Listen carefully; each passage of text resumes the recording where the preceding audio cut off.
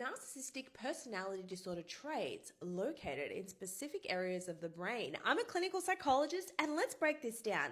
Whilst NPD traits aren't located in specific parts of the brain, there might be differences in the brain functions, so let's cover it.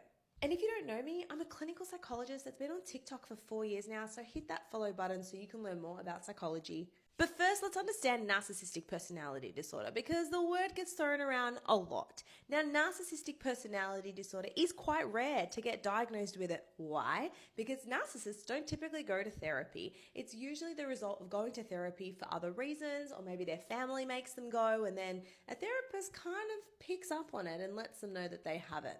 Anyways, it's basically a personality disorder. It's in cluster B, and these personality disorders are characterized by being quite impulsive and can be emotional. But with NPD, these individuals have a sense of grandiosity, they're quite entitled, they think they're better than everyone else, and they have a lack of remorse, so they might use people to their advantage.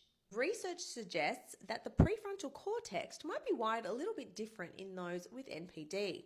The prefrontal cortex, which is involved in decision making, judgment, and being rational, may be different in the brain of someone with NPD, which could contribute to their grandiosity, their impulsivity, and having difficulty managing emotions. Now, this takes us to the amygdala, my favorite part of the brain. This is inside your brain. This is the fight or flight. It comes from the Greek word almond, and this is basically what controls you when you're feeling a threat. It processes your emotions, and it's also involved in recognizing the feelings of others. So if you grew up in an anxious household, your amygdala is likely to be on alert all the time because you've learnt to be on edge. Now, reduced volume in the amygdala in people with NPD may explain why they have a lack of empathy, which is a hallmark trait in NPD.